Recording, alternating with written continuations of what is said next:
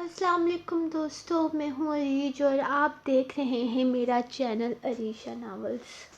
آج آپ کی رائٹر بالکل بھی ٹھیک نہیں ہے، میرے سر میں شدید قسم کا درد ہو رہا ہے اور سب سے زیادہ غصہ مجھے بجلی والوں پہ آ رہا ہے، کیونکہ جس دن سے PSL شروع ہوئے ہیں ہماری لائٹ کو غائب ہی کر دیا ہے ان لوگوں نے۔ پتہ نہیں ہمارے ساتھ کیا دشمنی ہے، شاید یہ لوگ چاہتے نہیں ہیں کہ ہم PSL دیکھیں اور اس کی وجہ سے بڑا مسئلہ بنا ہوا ہے۔ اور سچ میں میچ بھی نہیں دیکھ پا رہی اور ایپیسوڈ بھی نہیں دیکھ پا رہی، کیونکہ موبائل چارج ہوگا تو کچھ لکھوں گی، تو اتنی مشکل سے ایپیسوڈ لکھی اور پھر بڑی مشکل سے آپ تک پہنچاتی ہوں۔ روز میں لیٹ ہو جاتی ہوں یار، میں کیا کروں؟ میں آپ کو اپنی مجبوری بتا چکی ہوں۔ دن میں لکھنے کی کوشش کرتی ہوں لیکن دن میں کوئی نہ کوئی کام آ جاتا ہے جس کی وجہ سے میں لکھ نہیں پاتی، اور پھر رات کو روز لیٹ ہو جاتی ہوں۔ تو اس لیے مجھ سے ناراض نہ ہوا کریں کہ لیٹ ہو جاتی ہے ایپیسوڈ، کیونکہ یار میں بھی مجبور ہوں، میں کیا کروں، میں کیا کروں۔ چلو اب میں شروع کرتی ہوں، میں ناول ہی شروع کرتی ہوں، میں اور کچھ بھی نہیں کر سکتی۔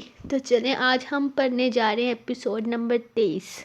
تو سٹارٹ کرتے ہیں۔ جن کو میری آواز نہیں سننی وہ میوٹ کرے، اور جن کو میں سلو لگتی ہوں وہ تیز کرے۔ یار میری آواز تیز نہیں کرنی، تب بھی میوٹ کر کے پڑھنا ہے آپ نے، کیونکہ میں نہیں چاہتی کہ میری آواز آپ تیز سنیں۔ میں نے کل سنی تھی، اتنی بری لگ رہی تھی، اسی لیے آپ میری آواز تیز کر کے نہیں سننی ہے آپ نے، یا تو میری آواز آپ نارمل وے میں سنیں، اگر آپ ویڈیو تیز کرتے ہیں تو پھر میوٹ کر کے آپ خود پڑھیں۔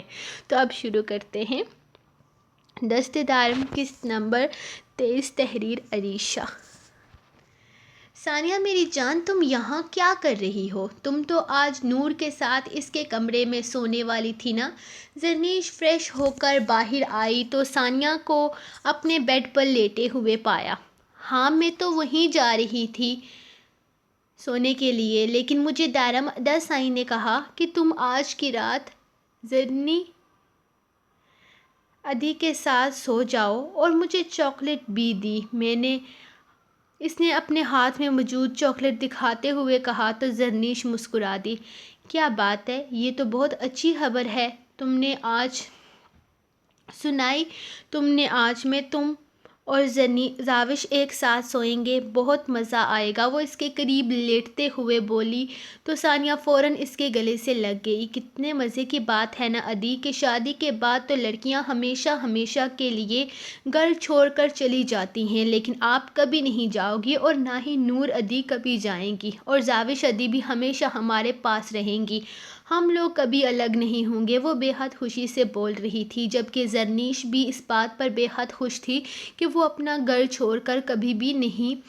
چھوڑنا کبھی نہیں پڑے گا۔ وہ ہمیشہ اپنے گھر، اپنے ماں باپ کے ساتھ رہے گی۔ سنان کو وہ ہمیشہ سے جانتی تھی، وہ اس کے سامنے ہی تو تھا، کتنے سالوں سے اس کی پسند ناپسند ہر چیز کو وہ بہت اچھے طریقے سے سمجھتی تھی، اور یقیناً وہ بھی اسی طرح اسے سمجھتا تھا۔ ان دونوں کے بیچ کبھی بھی کسی قسم کا کوئی تکلف نہیں تھا۔ وہ ہمیشہ سے ہنسی مذاق کرنے والا سب کا فیورٹ انسان تھا۔ وہ ہر کسی کی پرابلم کو سمجھتا اور حل کر دیتا تھا۔ گھر میں جب بھی کسی کو کوئی مسئلہ ہوتا تو وہ سب سے پہلے سنان کے پاس ہی جاتے تھے، کیونکہ ساحر اور دارم کے مقابلے میں سنان بات کو جلدی سمجھ جاتا تھا۔ وہ بے وجہ غصہ نہیں ہوتا تھا اور بہت ٹھنڈے دماغ کا مالک تھا، بہت کم غصہ کرتا تھا اور سوچ سمجھ کر فیصلہ کرتا تھا۔ وہ نرم دل کا مالک، ہر کسی سے محبت کرنے والا انسان تھا۔ شاید یہی وجہ تھی کہ جب گاؤں کا سردار بنانے کا فیصلہ کیا گیا تو سنان کا نام صرف اس لیے شامل نہیں تھا کیونکہ وہ بہت نرم دل انسان تھا، اور ایک نرم دل انسان سخت فیصلے کرتے ہوئے ہمیشہ ہچکچاتا ہے۔ ہاں لیکن اپنے کپڑوں کو لے کر وہ ہمیشہ سے فکر مند رہتا تھا، کہیں اس کے کپڑے گندے نہ ہوں، کہیں استری خراب نہ ہو گئی ہو، اور اس کی ان حرکتوں پر اکثر سب کے ساتھ زرنیش بھی ہنستی تھی، لیکن پھر بعد میں اسے آہستہ آہستہ سمجھ آ گیا کہ یہ اس کی طبیعت میں نفاست پسندی ہے۔ وہ صرف اپنے کپڑوں کو لے کر نہیں بلکہ اپنے کمرے کی ایک ایک چیز کو چمکا کر رکھتا تھا۔ اگر ملازم ٹھیک سے صفائی نہ کرتے تو وہ خود شروع ہو جاتا تھا۔ گھر کے سارے ملازم اس کی اس عادت سے کافی عاجز آئے ہوئے تھے۔ اب سنان سائیں کے لیے کون ان سب چیزوں کو بار بار چمکاتا رہے؟ جس دن ان لوگوں کے رشتے کی بات پکی ہوئی، زرین چاچی کا سب سے پہلا سوال یہی تھا، زرنیش بیٹا تم میرے بیٹے کی سعادت کو ہینڈل تو کر لو گی نا؟ ان کی اس بات پر وہ بے ساختہ مسکرا دی تھی۔ مشکل تھا لیکن ناممکن نہیں۔ اگر اس کی شادی کہیں اور ہوتی تو بھی تو اسے بہت کچھ ہینڈل کرنا پڑتا۔ ان سب کے مقابلے میں سنان کی یہ عادت تو کچھ بھی نہیں تھی۔ شادی کی باتیں شروع ہونے سے پہلے اس نے نوٹ کیا تھا سنان کی طبیعت میں تھوڑی سنجیدگی آ گئی تھی۔ اسے لگا شاید وہ اس شادی سے خوش نہیں ہے، لیکن پھر مایوں والی شام سنان کی مستی مزاح پر وہ ایک بار پھر سے مطمئن ہو گئی۔ وہ غصے سے پاگل ہو رہا تھا۔ اس کا دل چاہ رہا تھا کہ ہر چیز کو تہس نہس کر دے۔ اس کی ہمت کیسے ہوئی تھی ساحر شاہ کو انکار کرنے کی؟ ساحر شاہ جس پر ایک دنیا مرتی تھی، وہ پدی سی لڑکی اس سے شادی سے انکار کر رہی تھی۔ وہ ٹھیک ہی کہتا تھا، وہ معصوم لومڑی کبھی بھی معصوم نہیں ہو سکتی تھی۔ بچپن سے لے کر اب تک اس نے کسی نہ کسی طریقے سے ساحر شاہ کو غصہ دلایا تھا، اور اب بھی وہ یہی کر رہی تھی۔ آج بھی اس نے یہی کیا تھا۔ ساحر نے بنا کسی اعتراض کے اس معصوم لومڑی سے شادی کرنے سے ہاں کر دی، اور اب وہ اسے انکار کر رہی تھی۔ انکار کی وجہ سگریٹ، وہ اسے نشائی کہتی تھی۔ اس سے شادی نہ کرنے کی وجہ تلاش کر رہی تھی۔ اس کا سگریٹ پینا اسے اتنا برا لگتا تھا کہ وہ اس سے شادی کرنا ہی نہیں چاہتی تھی۔ لیکن ساحر سائیں اب فیصلہ کر چکا تھا، اگر اس نے شادی کرنی تھی تو صرف اور صرف زاوج سے ہی کرنی تھی۔ اگر تو وہ آسان الفاظ میں انکار کرتی، کہہ دیتی کہ ان دونوں میں شاید آگے جا کر انڈرسٹینڈنگ نہیں ہو سکتی، تو شاید وہ خود ہی اس شادی سے انکار کر دیتا، کہہ دیتا کہ ہم دونوں ایک دوسرے سے شادی نہیں کرنا چاہتے۔ وہ اس کے جذبات کا احترام کرتا، لیکن اس سے شادی نہ کرنے کی وجہ اس کا سگریٹ پینا تھا۔ سگریٹ پینے کی وجہ سے وہ اسے نشائی کہتی تھی۔ شکل سے کتنی معصوم لگتی تھی، جیسے دنیا بھر کی معصومیت اسی پر آ کر ختم ہوتی ہو، اور مجھے نشائی کہتی ہے۔ نہیں زاوج بی بی، اب تم نے غلط جگہ پنگا لے لیا ہے۔ میں نشائی ہوں تو تم کیا ہو؟ سارا دن ناولوں میں گھسی رہتی ہو، فلم کے ہر ہیرو سے تمہیں محبت ہو جاتی ہے، اور میں تمہاری نظر میں نشائی ہوں؟ یہ تو میں تمہیں بتاؤں گا معصوم لومڑی کی نشائی کسے کہتے ہیں۔ وہ غصے سے کمرے میں دائیں بائیں گھوم رہا تھا۔ اس کا بس نہیں چل رہا تھا کہ زاوج سے ابھی نکاح کر لے اور پھر اسے بتائے اس کے لفظوں کا مطلب کیا ہے۔ وہ سگریٹ پیتا تھا، حد سے زیادہ پیتا تھا، یہ بات وہ خود بھی جانتا تھا، لیکن اس کے لیے نشائی لفظ استعمال کرنا اسے آگ لگا گیا تھا۔ یہ لفظ نشائی سے کسی گالی سے کم محسوس نہیں ہو رہا تھا۔ میں تمہاری ہر غلطی، ہر حرکت کو بھول کر تم سے شادی کے لیے تیار ہوا تھا، لیکن اب حساب ہوں گے۔ میں تم سے ایک ایک چیز کا حساب لوں گا۔ بہت غلط کیا تم نے زاوج، بہت غلط کیا۔ میرے دل میں اتر کر اپنا مقام بنا کر تمہیں ایسا نہیں کرنا چاہیے تھا۔ اگر تم یہ سب کچھ تب کرتی جب ساحر شاہ کے لیے تم کچھ بھی نہیں تھی، تو میں تمہیں معاف کر دیتا، لیکن اب نہیں۔ میرے دل میں رہ کر تم میرے خلاف بکواس کرو گی تو تمہیں لگتا ہے میں تمہیں معاف کر دوں گا، تو ایسا کبھی نہیں ہوگا۔ وہ اپنی سوچوں میں سگریٹ سلگائے مسلسل دھواں فضا کی نظر کر رہا تھا، جب دروازے پر دستک ہوئی۔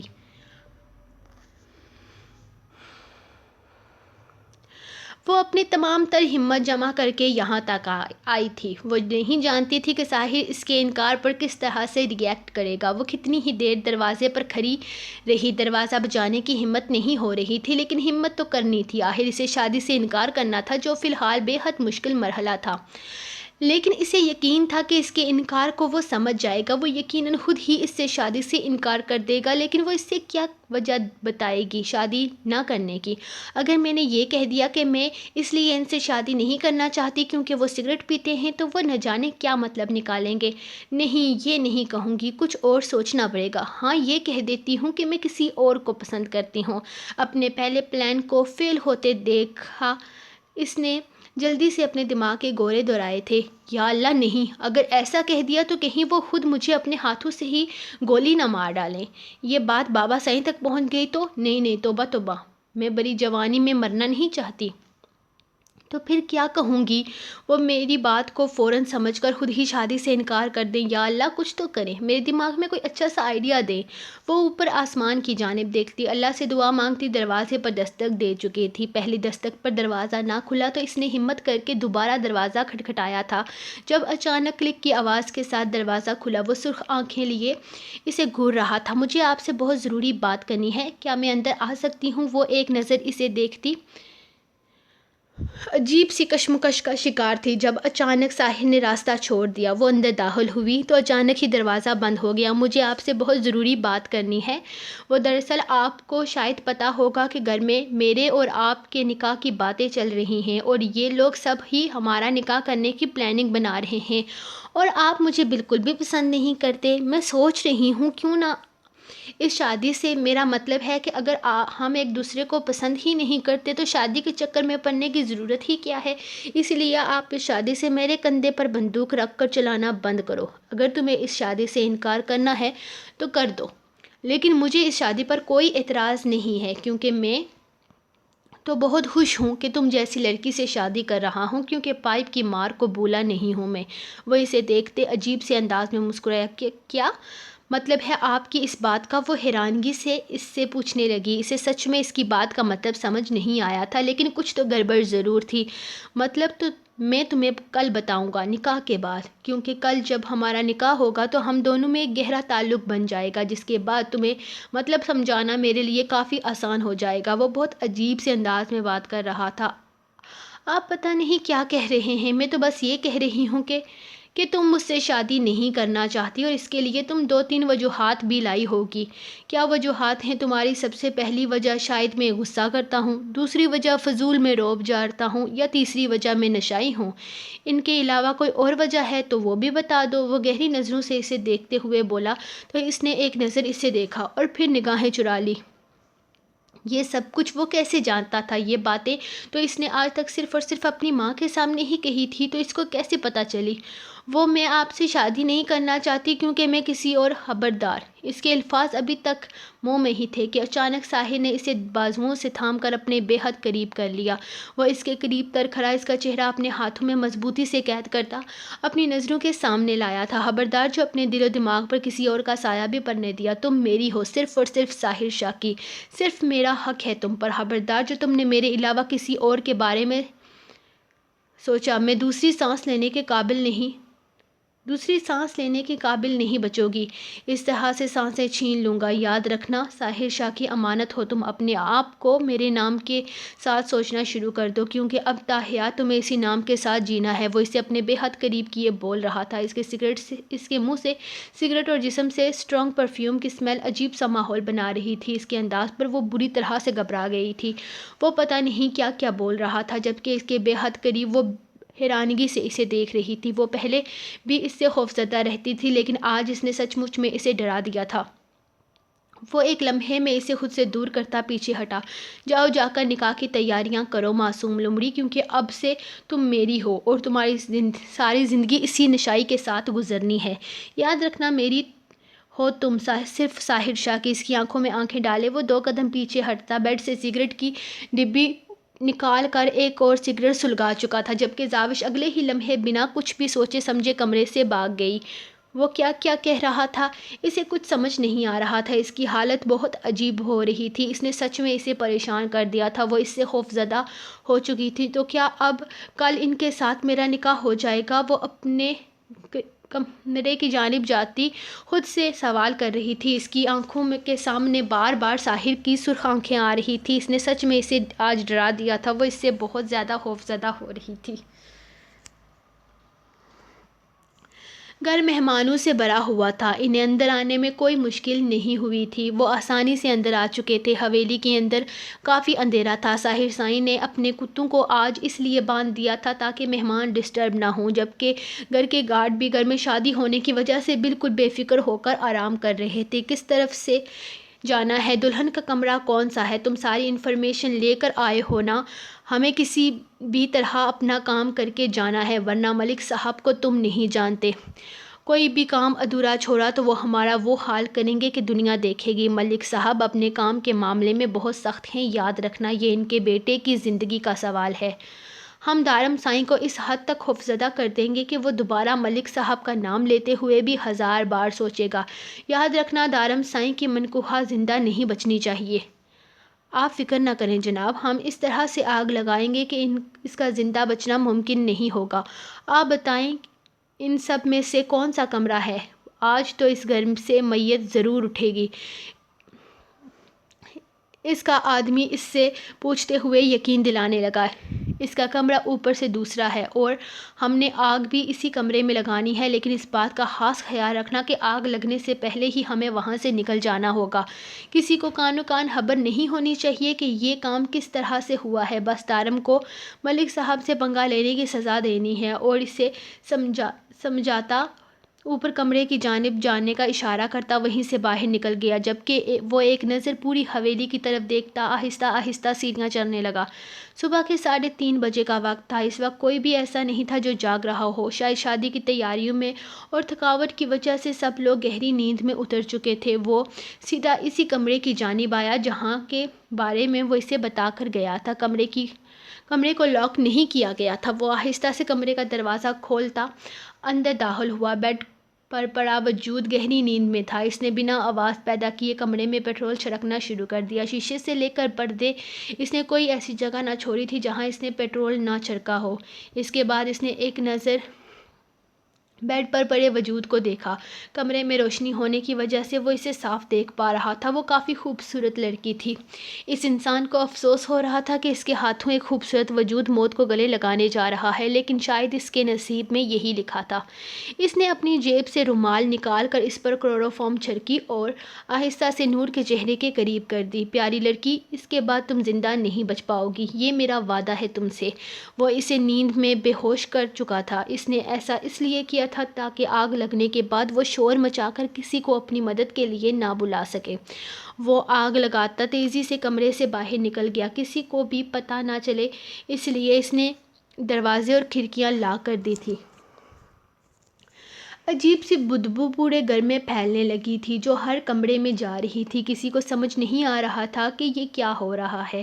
زرنیش جاگ رہی تھی جبکہ زاوش اور ثانیہ گہری نیند میں تھی۔ وہ آہستہ سے بیڈ سے اٹھ کر کمرے سے باہر نکلنے لگی، لیکن اس کمرے سے باہر آتے ہی اس کی چیخ بلند ہوئی تھی۔ نور کے کمرے میں آگ لگی ہوئی تھی۔ زرنیش کی چیخیں سنتے ہوئے اصغر صاحب تیزی سے باہر آئے تھے۔ اوپر نور کے کمرے کو آگ لگی ہوئی تھی، جبکہ زرنیش پاگلوں کی طرح چیختے چلاتے دارم سائیں کے کمرے کا دروازہ بجا رہی تھی۔ شور شرابہ سنتے ہوئے سارے ہی اپنے اپنے کمروں سے باہر نکل آئے تھے۔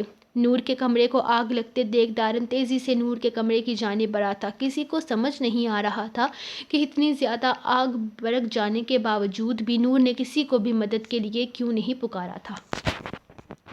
سو گائز، یہ رہی آپ لوگوں کی ایپیسوڈ اور میں نے بڑی مشکل سے آج ریڈ کی ہے۔ میں کل کوشش کروں گی جلدی دینے کی، وعدہ نہیں کرتی کیونکہ میں آپ کو پہلے بتا چکی ہوں کہ جس دن سے ہمارے PSL شروع ہوئے ہیں ہماری سائڈ کے لوگوں نے پتہ نہیں کرکٹ سے دشمنی نکالی ہے یا ہم سے دشمنی نکالی ہے کہ انہوں نے لائٹ دینا ہی بند کر دی ہے، اور اگر لائٹ آ بھی جائے تو پھر نیٹ بند ہو جاتا ہے۔ کوئی نہ کوئی مسئلہ لگا ہی رہتا ہے جس کی وجہ سے میں ایپیسوڈ ٹائم پہ نہیں دے پاتی، لیکن پیج پہ پھر بھی میں ٹائم پہ دیتی ہوں، تو فیس بک والوں کو تو مجھ سے کوئی مسئلہ نہیں ہوگا۔ اور آپ کل کے ایپیسوڈ کا انتظار کریں انشاءاللہ۔ اگر نور زندہ بچ گئی تو اس کی شادی کروا دوں گی، اگر زندہ نہیں بچی تو پھر شادی نہیں ہوگی۔ خیر، تھینک یو سو مچ آپ کے لانگ کمنٹس کے لیے، بہت مزہ آتا ہے۔ اور جو لوگ فیس بک پہ جا کر ایپی کے نیچے کمنٹ کرتے ہیں ان کو میں بتا دوں کہ وہاں سے میں لنک ڈیلیٹ کر دیتی ہوں کیونکہ زیادہ دیر فیس بک پہ یوٹیوب کی لنکس نہیں رہنے دیتے، تو آپ اپنے کمنٹس وہاں پر نہیں یہاں پر کیا کریں جہاں پر آپ کے کمنٹس، آپ کی باتیں ہمیشہ میری نظروں کے سامنے محفوظ رہیں۔ تو پیج پر کمنٹ کرنے کی بجائے یہاں پر اپنے یوٹیوب کے چینل پر کیا کریں کیونکہ آپ لوگ یوٹیوب کے ریڈرز ہیں۔ تو انشاءاللہ ملتے ہیں کل نیکسٹ ایپیسوڈ کے ساتھ، تب تک کے لیے اپنی رائٹر کو دیں اجازت۔ اللہ حافظ۔